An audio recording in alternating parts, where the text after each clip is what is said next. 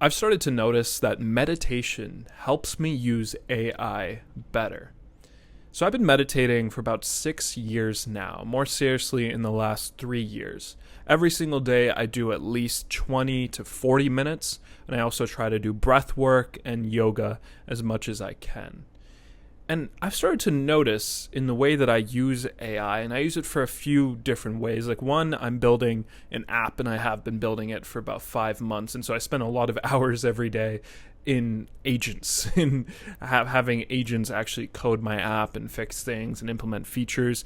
And I also use it for journaling. And so I talk to AI throughout the day about different issues that I'm having in work, in life, and a bunch of different things. And so I use AI a lot.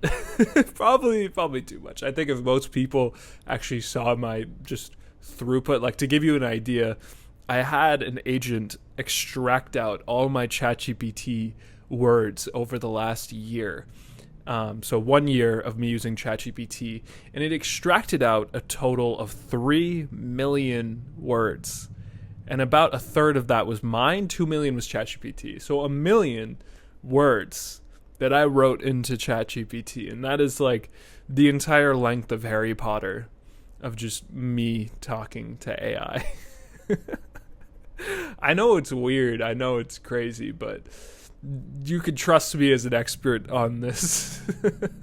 And I swear I'm not like a just like sitting in this room only talking to AI. Like, I have a social life. I live in Bali. I have people here. I have friends flying in about to stay with me. Like, I do things, I swear, outside of this room. I just also talk to AI for a good amount of time. Anyways, what does meditation have to do with any of this? These seems like the most two different topics in the world, right? Well, what I've started to find is, what does meditation help you with? I think most people would say meditation helps people feel calm. And if it's taken to an extreme, you become a monk and you live in a mountain and you get enlightened, right? So it's kind of that spectrum of beginner in meditation. You just sit, focus on the breath, to monk, 6 hours, 10 hours a day, just like in that state, right? Well, what I've observed for me as I've meditated more and more is that, yes, it definitely makes me more calm. It makes me more present in the moment, right? And what I've found is another byproduct of being calm and present is that you're less reactive. And so I think most people have cravings, urges, and desires throughout the day, right? Like, if you see a donut, you will tend to be like, I want that donut. And you have to use some discipline if you're someone who doesn't want to eat sugar and you don't want to eat desserts, right? But you naturally have that feeling of craving when you see something delicious, when you see something sugary, right? What I found is the more that I've meditated, the more that I have a space between that craving and my reaction to actually go and eat it.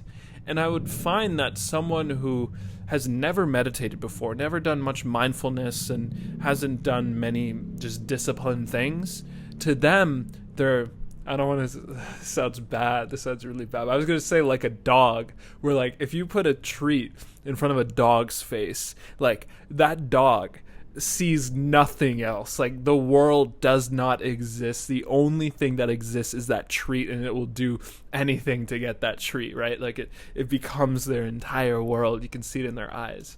And so that's what meditation, I feel like, makes you better at, is that you have more of a space to decide, and a craving can sort of arise and you can let it fade without becoming the craving.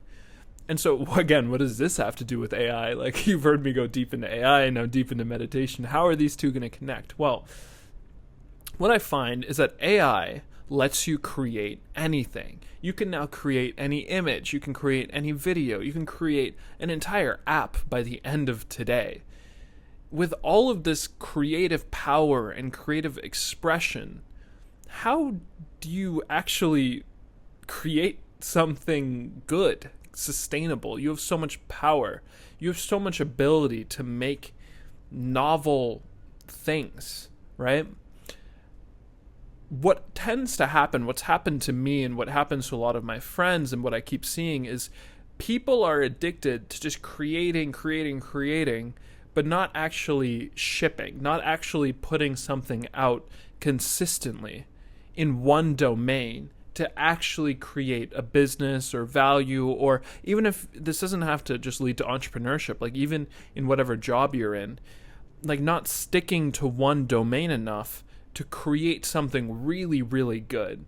Because what I've observed in advertising in my agency, and I've been doing that for years now, I've made ads for Reddit and Coinbase and Comcast, and in those projects as well, it requires just a lot of focus on one specific business, on what are their ads, who are they, like who are they serving, and then trying to come up with a good strategy to create ads. And the same thing with building my app, where I've needed just months of uninterrupted focus on like, what am I actually building here? What is actually going on here?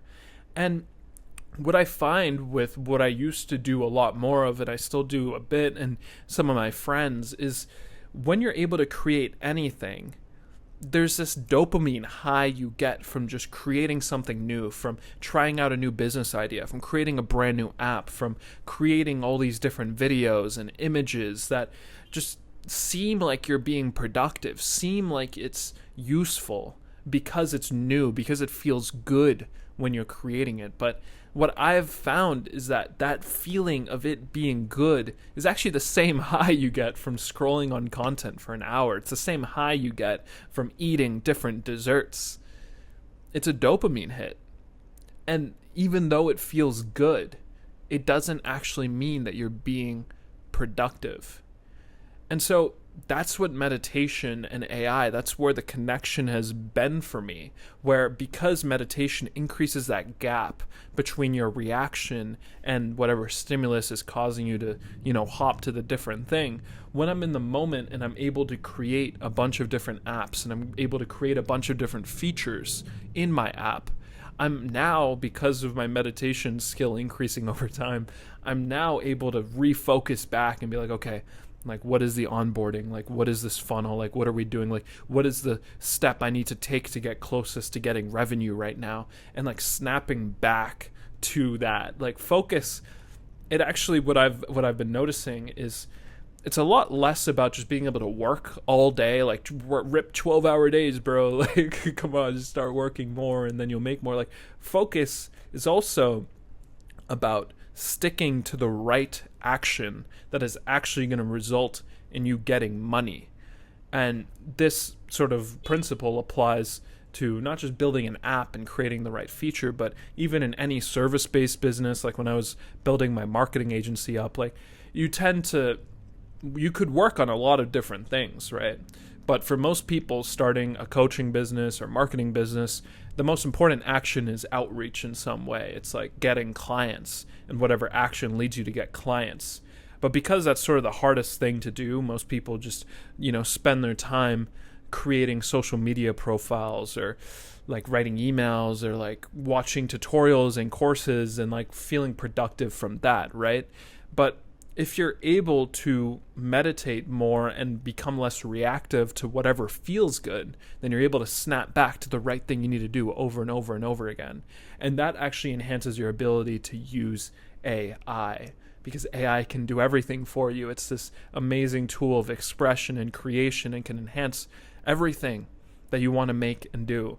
But it requires a good focus back on the right thing you need to do. So yeah. It's a bit of a weird intersection of topics, but I wanted to talk about it. So I hope that you find this valuable. If you want more videos like this, check out the channel. Peace.